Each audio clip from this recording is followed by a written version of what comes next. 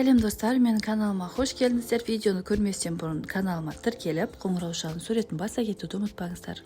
Каналымның дамуына өз үлестеріңізді қоса кетулеріңізді сұраймын. Видео барысында сіздер сүлікпен емдеудің пайдасы мен зияны туралы, сүліктің қай түрімен емделу керек, сүліктің сілекейі не себепті пайдалы, осы және өзге де сұрақтардың жауабын видео барысында білетін боласыздар. Сүлікпен емдеу әдісі көптеген жылдар бойы қолданылып келеді. Бұл жәндікті ем ретінде біздің заманымызға дейінгі 2 ғасырда пайдаланғандығы жайлы жазылған. Сүлікті ерте кезде әулие құрт деп те атаған, оған себеп оның түрлі ауруға ем екендігі. Инемен емдеу сияқты сүлікті де биологиялық белсенді нүктелерге қадайды. Мұндай емді герудотерапия деп атайды.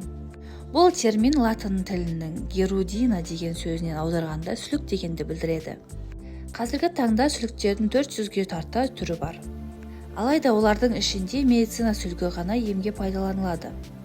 Сүлікпен емдеу тәсілі заманауи емдеу тәсілдерінің ішінде бірінші деңгейде орын алады. Оның адам ағзасына әсері барлық деңгейде көрінеді. Мәселен, рухани, жергілікті, психологиялық, физиологиялық, биологиялық тағы басқа. Назарларыңызға сүліктің емдік қасиеті жөнінде ақпарат ұсынамын. Мамандардың анықтауынша адамнан қан алу қандағы плазма құрамындағы лимфоциттердің мөлшерін өзгертеді. Ал сүлік сілекейінде 40-қа жуық ферменттер бар. Бұл ферменттер адам ағзасындағы қанның жасушалардың, лимфалардың микроциркуляциясын жақсартып, қалпына келтіреді. Нәтижесінде қан қысымы бір қалыпқа түсіп, мүшелердің ісуі басылып, аурулар басылып, ишемия дерті емделеді. Ең бастысы адам ағзасындағы барлық қан айналым жүйесінің жұмысы қалыпқа түседі. Сүлікпен емдеу адамның зат алмасу процесін жақсартады, яғни ағзадағы артық қалдықтарды ыдыратады. Қан тамырларын ашу арқылы біздің қан айналымымыз жақсарады. Соның арқасында ағза жаңарып, бастапқы қалпына келеді. Әсіресе қан қысымының жоғарылауы, бас ауруы, белсіздік, асқазан ішек жолдарының аурулары, әсіресе бауыр мен ұйқы безі, варикоз, тірек қимыл аппараттарының аурулары кезінде емдеуде көмекке келеді. Сонымен қатар бұл жәндікпен емдеу адам ағзасындағы энергетиканы қалыпқа түсіріп, көңіл-күйді көтеріп, ашушаңдықты басып, күйзелістен шығарып, ішкі қорқынышты басады.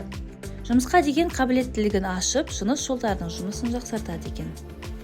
Яғни сілекейге қан микроциркуляцияны арттырып, нәтижесінде ткандарды оттекпен және пайдалы элементтермен толықтырады. Сүлікпен ем қабылдау физиологиялық және психологиялық көзқарас тұрғысынан қарасаң өте нәтижелі, себебі олар табиғи ауыртпайтын тірі ине болып табылады. Олар денеге жабысып шаққаннан кейін бірден ауыртпайтын фермент бөледі де ем барысында оның қадалып жабысып тұрғандығы білінбейді. Шаққан жеріндегі тамырлар кеңейіп қан ағады. Ем барысында сүліктер бірден қанды ағызып, бірде қан құрамына түрлі ферменттерді бөліп жіберіп отырады. Медициналық сүліктер тек қана емдік қана емес, сонымен қатар ағзаны жақсартатын қасиетке ие.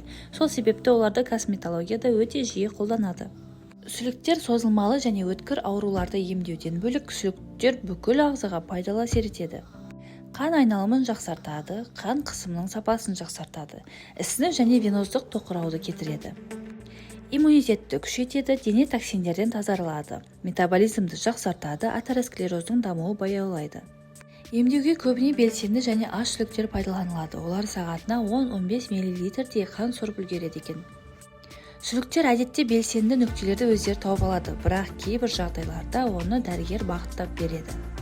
Сүліктерді қолданғанда емделушінің жасына, қосалқы аурулары бар жоғына, денесінің салмағы мен қан қысымының көрсеткішіне мән беріледі. Өзі жабысатын жерін тапқан соң түсетін уақытында өздері біледі. Себебі қанды сорып болған соң ісініп толысады, терге жабысып тұра алмай қалады. Сүлікті денеде 40-50 минуттан артық ұстамауға тырысыңыз. Сүліктің әйел ағзасына әсері өте тиімді. Ол қанды сору кезінде күшті рефлекторлық ықпал жасап, нәтижесінде кіші жамбастағы қабыну және іркілу процесін тоқтатады. Жатырдың қабынбалы және созылмалы дерттерін емдеп, мастит, миома, мастопатия дерттеріне шипа болады. Сүліктерді арнайы медициналық фабрикаларда өсіріп таратылады. Маңызды ескере кететін жайт, медициналық сүліктің емі нәтижелі болу үшін ағзаның биологиялық белсенділігі жоғары нүктелеріне қою керек. Бір емге пайдаланылған сүлікті келесі емге бірден пайдалануға болмайды. Сүлікпен ем қабылдаған соң 1-2 күн суға түсуге болмайды. Ем кезінде 5-тен көп сүлік қолданылған жағдайда емделуші 1-2 тәулік төсек режимін сақтаған жөн. бір сеанста науқасқа диагнозға байланысты 5-тен 15-ке дейінгі шүлік қоюға болады. Медициналық кесіліктер мен емдеу курсы 7 және 10 сеанстардан тұрады. Кейде қысқа үзілістен кейін екінші курс тағайындалады. Басқа табиғи емдеу әдістері сияқты гирудотерапия да шыдамдылықты қажет етеді. Бірақ көптеген пациенттер әсерін алғашқы сеанстарда-ақ байқайды. Гирудотерапияның кімдерге қарсы көрсетілімдері бар? Қан ұюының бұзылуымен жүретін аурулар. Анемия, лейкоз, асқазан ішек жолдарының эрозиялық және ойық жаралы зақымданулары мен ісіктері кезінде. Жедел психикалық қозу жағдайында.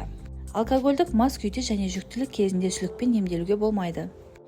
Видеодағы ақпараттар сізге пайдалы болған болса, достарымызбен бөлісіп, лайк басып, комментарий жасай кетуді ұмытпаңыздар.